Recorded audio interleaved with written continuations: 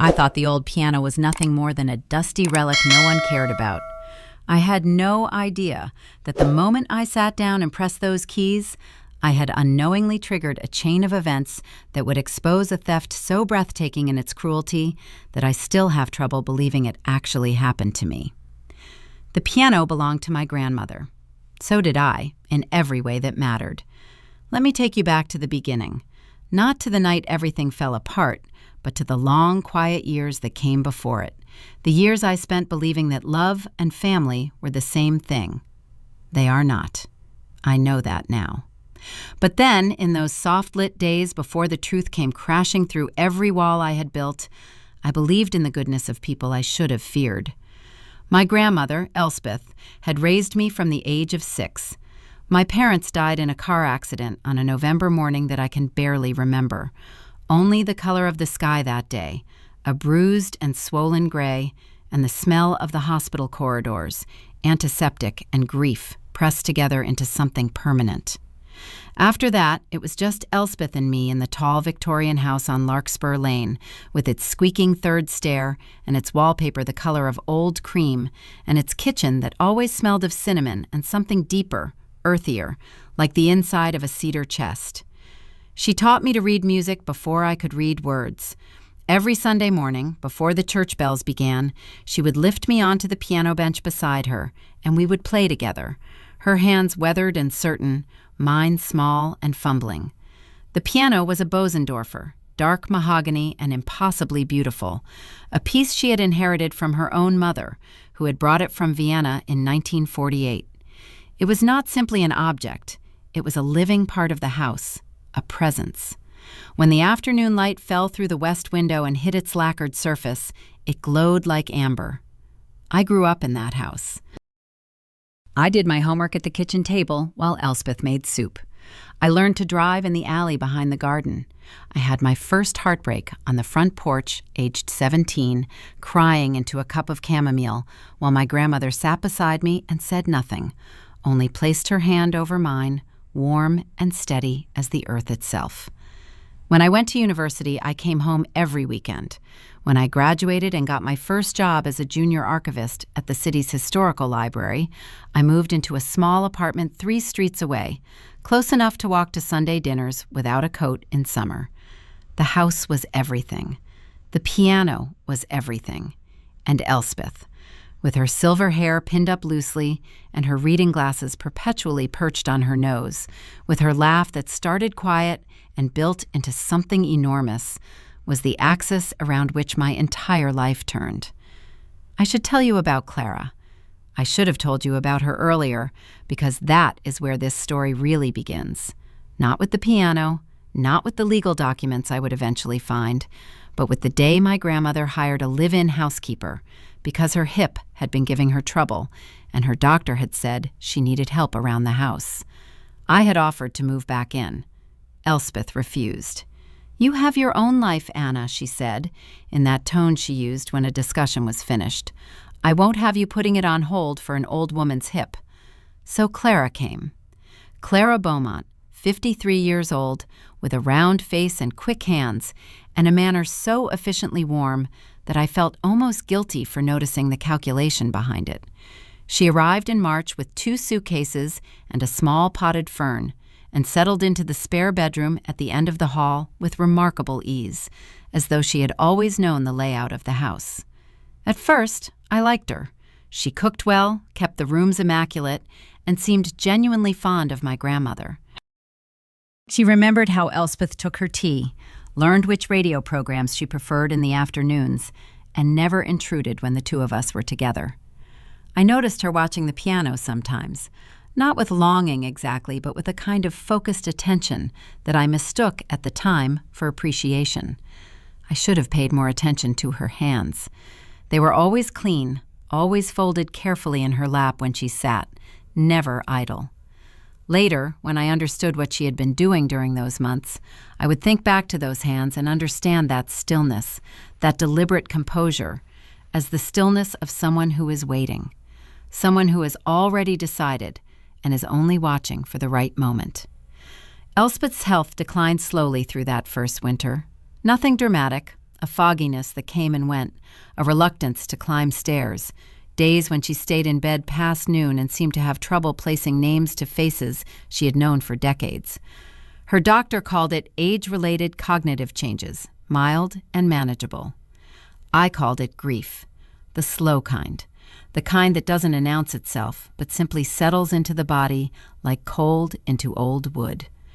She still played the piano on Sunday mornings, slower now, and sometimes her fingers would pause mid-phrase as though she had lost the thread of the music, and she would sit very still with her eyes half closed until it came back to her.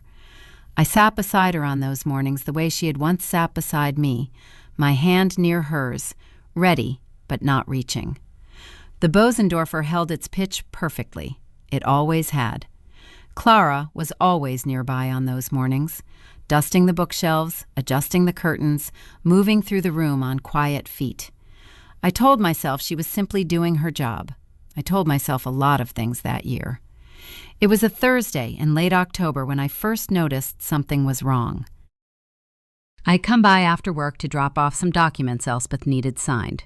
Routine things, a renewal of her household insurance, an update to a utility account.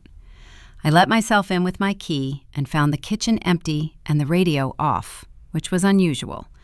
Elspeth always had the radio on in the late afternoons. I called her name and heard nothing. I climbed the stairs and found her asleep in the armchair by her bedroom window, a thin blanket pulled up to her chin, the afternoon light already going gray outside. What I noticed on the small writing desk beside the armchair was a folder, a brown accordion folder, the kind used for legal papers, with a rubber band around it and a small handwritten label on the tab that I could not read from the doorway. I didn't touch it. I wasn't alarmed exactly. I was only curious in the vague, half-formed way of someone who has not yet learned to trust their instincts. I left the documents on the kitchen counter and let myself out quietly. I thought about the folder on the drive home. I thought about it while I made dinner, while I ate alone at my small table with a book propped against the salt shaker, while I lay in the dark before sleep. It was nothing, I told myself. Estate papers, bank statements, the ordinary administrative sediment of a long life. I had no reason to think otherwise. I was wrong, of course. I was wrong about nearly everything. The weeks that followed were ordinary on the surface and deeply strange underneath, the way certain stretches of weather can feel. Calm air, no wind, a stillness that is not peace but pressure. Clara had begun accompanying Elspeth to her medical appointments, which I had previously done myself. Elspeth mentioned this casually one Sunday over tea, and when I offered to resume taking her, she said, with a wave of her hand that was meant to be dismissive, but landed somewhere closer to evasive, "Clara is already there. It's no trouble." I let it go. I let too many things go that autumn. I was busy at the library. We were cataloging a newly donated collection of private letters from the early 20th century, hundreds of them, and the work was absorbing and detailed and gave me an excuse not to press on things that made me uncomfortable. Later, I would understand this clearly. I had been gently, systematically removed from the center of my grandmother's daily life. Not all at once, not in a way I could point to, but gradually, the way you stop noticing the light changing as evening comes on, and then suddenly it is dark. The piano. I need to tell you about the piano. It was the second Saturday of November, and I had come for dinner. Clara had made roast chicken, and the house smelled wonderful, warm and golden, the way it always had, and I almost let myself believe that everything was fine. After dinner, while Elsbeth napped in her chair and Clara cleared the table, I sat down at the Bosendorfer for the first time in months. My fingers found the keys the way they always did, muscle memory, the deepest kind of knowing. I played the nocturne in E-flat that Elsbeth had taught me when I was 9, the one we had played together every Sunday for a decade. I don't know how long I played. The room had gone dark around me except for the lamp on the piano, and the music moved through the house the way it always had, filling the corners, settling into the walls. When I finished and stood up, Clara was standing in the doorway of the kitchen, watching me. Her expression was unreadable, but her fingers were pressed flat against the doorframe, very still, very deliberate. And something about that stillness, that quality of controlled waiting, finally tripped a wire in me that had been strung for months. I said goodnight to Elspeth, kissed her forehead, and went upstairs to retrieve my coat from the guest room. Clara's door at the end of the hall was closed. I walked past it.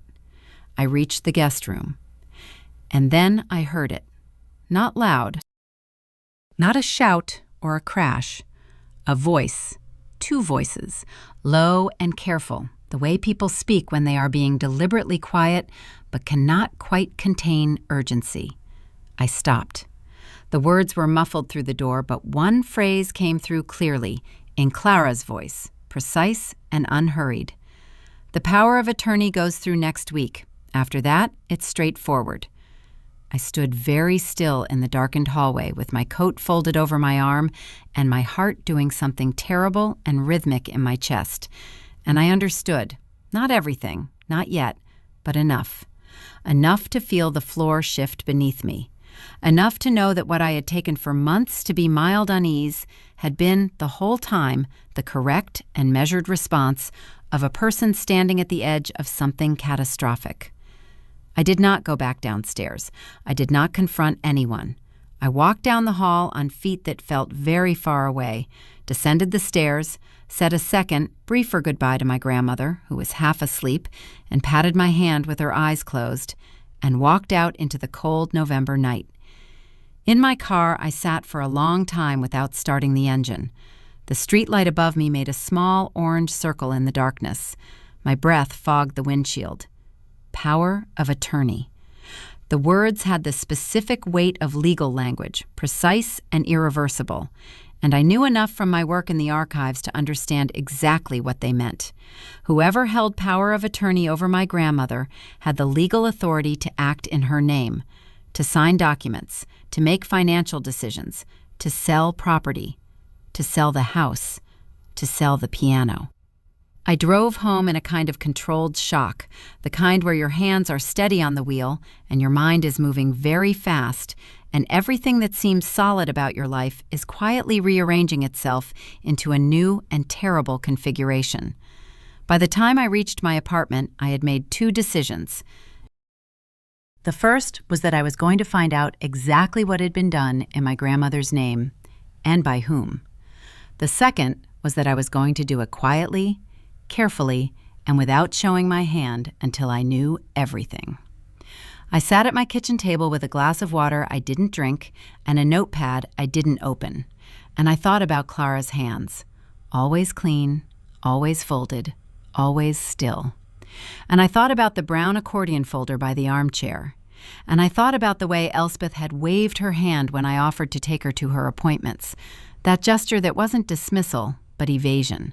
The gesture of a woman who had been, perhaps, gently taught to defer. The night was long, and I slept very little, but by morning, I was ready to begin. The city's county records office opened at 8:30. I was there at 8:25, standing in the sharp November cold with my coat buttoned to the chin and a list in my pocket. A very specific list, written in the careful hand of someone who has spent years working with documents and knows precisely what to look for. Property records, power of attorney filings, any deed transfers or title changes associated with the address on Larkspur Lane in the past 18 months. The clerk was young and efficient. It took him 11 minutes. I watched his face as he scrolled through the records, and I watched the moment something caught his attention, the small, involuntary pause, the slight recalibration of his expression into professional neutrality.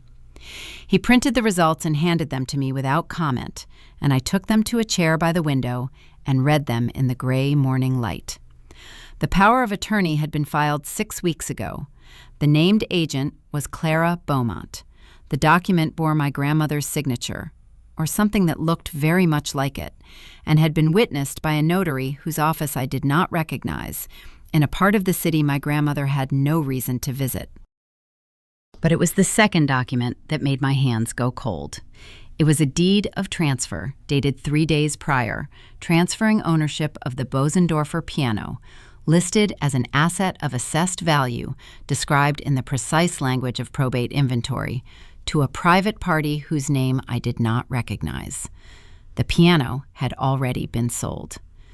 I sat in the chair by the window of the county records office, and the world went very quiet around me. The fluorescent lights hummed. Somewhere behind the counter, a printer whirred and stopped. My hands were flat on the papers in my lap, very still, very deliberate, the way Clara's hands were always still and deliberate. And I understood in that moment, with a clarity that was almost physical, that I was looking at the architecture of a theft. Careful, systematic, legally constructed. Not a robbery, but a dismantling, piece by piece, of everything my grandmother owned. The house would be next. I drove to my apartment, made coffee I didn't taste, and called my father's old friend, a retired solicitor named Gerald Marsh, who had handled my grandmother's affairs for 20 years before his retirement, and who, I knew, still kept meticulous records of everything he had ever touched. He answered on the third ring, and I explained what I had found, speaking quietly and precisely, the way you speak when you are trying not to let the enormity of something collapse your voice. He was silent for a long moment after I finished. Then he said, "Come to my house, bring everything you have." Gerald lived in a narrow townhouse near the cathedral, full of bookshelves and the particular quiet of a man who has spent decades listening carefully. He made tea and read through the documents I had printed, and then he read them again, more slowly, his glasses pushed down his nose and his expression moving through a series of careful adjustments before settling into something grave and controlled. "The notary," he said finally, tapping the power of attorney. "This office. I know it. It's a general commission notary, the kind that will witness anything for a fee without asking questions. The signature?" He paused, tilted the page toward the light from the window. "It's very close. But Elspeth's hand has a particular catch on the initial E. I've seen her sign 1,000 documents. This doesn't have it." The words landed like stones into still water, and I felt the ripples move through my chest. "You're saying it's forged."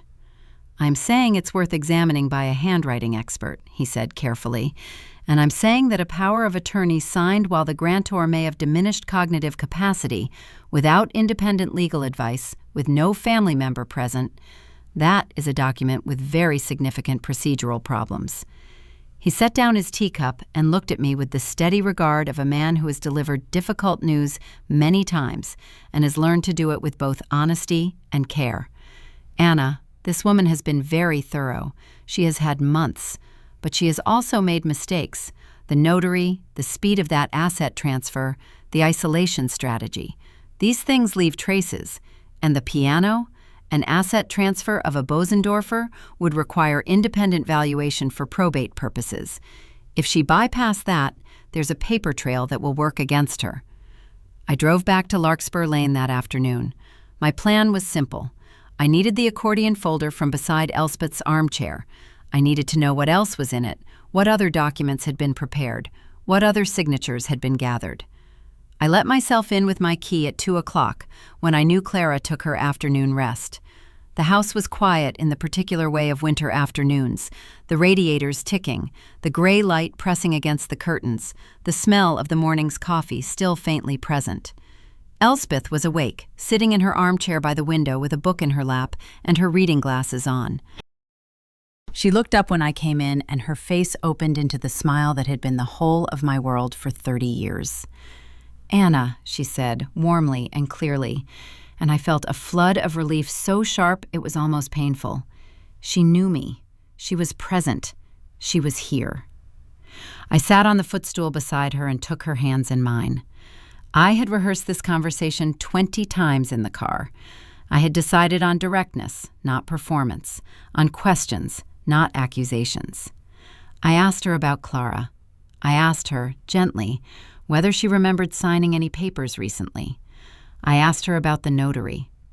Her face changed, not dramatically, no sudden confusion, no collapse, but a slow, careful closing, the expression of someone who has been instructed to be careful about what they say and is now trying to remember the instructions. It was the most frightening thing I had ever seen on my grandmother's face. Not confusion, compliance.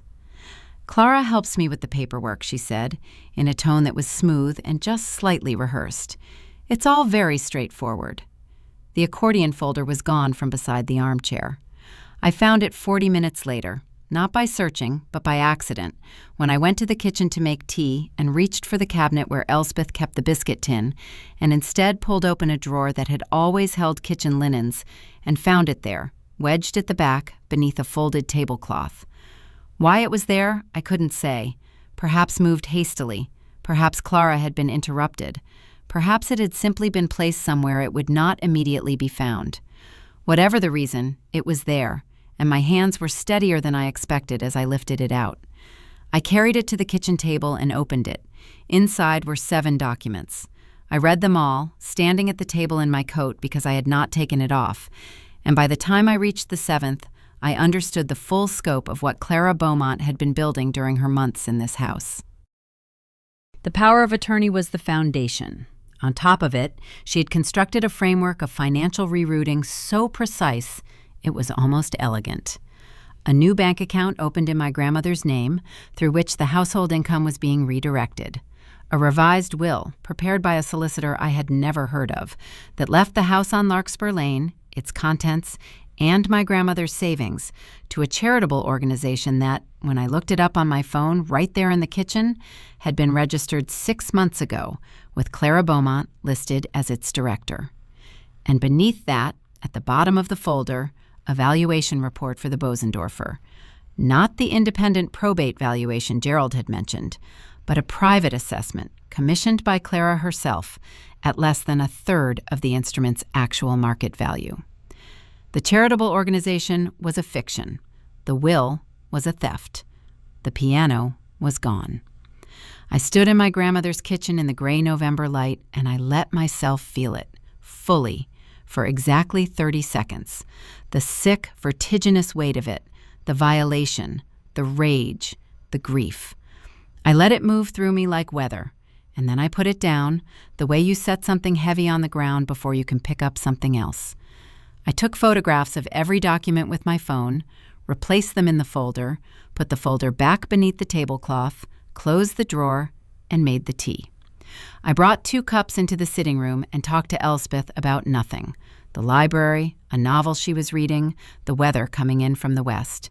She was warm and present and herself, and I held that with the desperate care of someone who understands they are holding something irreplaceable. When I left, I kissed her forehead, and she held my hand for a moment and said, "Come back soon."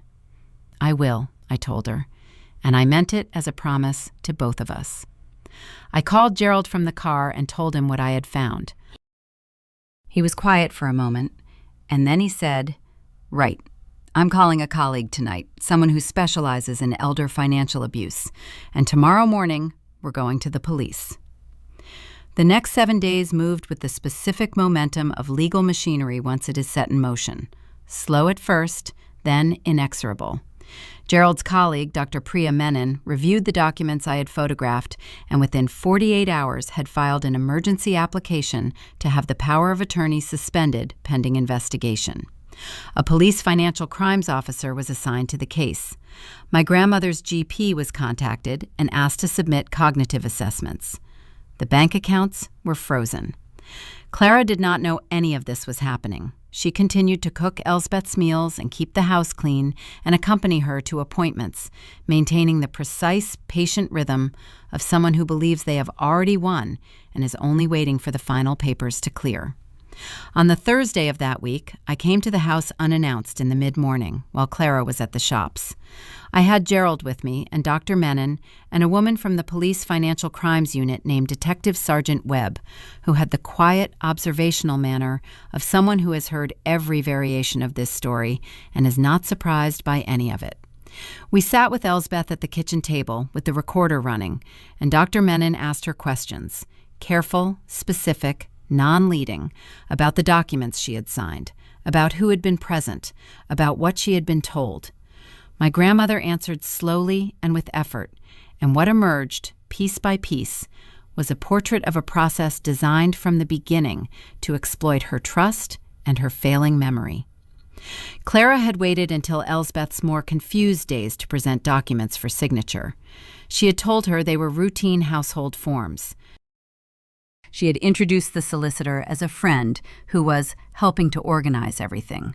She had, on at least 2 occasions, asked Elsbeth to sign pages that had been removed from their original context and reattached to new documents. When Elsbeth understood what had been done to her, she did not cry.